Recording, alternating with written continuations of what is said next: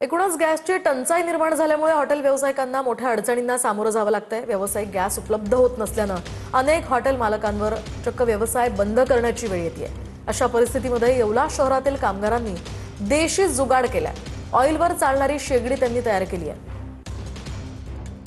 त्यामुळे त्यांचं सर्वत्र कौतुक होत आहे। येवल्यामधला हा देशी जुगाड आपण पाहतोय।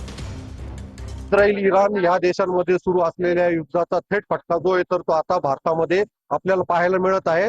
कारण की गॅस टंचाई मोठ्या प्रमाणात झाल्यामुळे आता अनेक जे व्यावसायिक ज्या टाक्या आहेत तर त्या भेटत नसल्यामुळे जे हॉटेल असतील, रेस्टॉरंट असतील तर ते आता बंद पडलेले आहेत आणि ते आता त्याच्यासाठी एक येवल्यातील एका कारागिराने एक देशी जुगाड केलेला आहे। आपण पाहू शकतो का जे गाड्यां सर्व्हिसिंग नंतर जे खराब ऑइल निघतं तर त्या ऑइलच्या माध्यमातून या ठिकाणी जी तर ती आता शेगडी जी सुरू केलेली आहे। आपण त्यांच्याशीच बोलणार आहोत। मला हे सांगा की साधारण यासाठी तुम्हाला किती खर्च आलेला आहे आणि कशा पद्धतीने तुम्ही समर्थन देणार?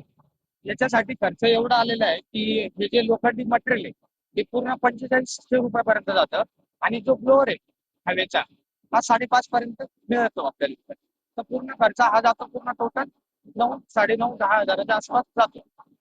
आणि त्यानंतर ऑइलचा खर्च, ऑइल आहे ना आपल्याला 1 लिटरला 40 रुपये लिटर मिळत आहे आणि हॉटेल व्यवसायासाठी खूप चांगलं आहे कारण खूप खर्च कमी लागतो आणि एका तासाला 1 लिटर ऑइल लागतो फक्त आणि खर्च बी खूप कमी लागतो।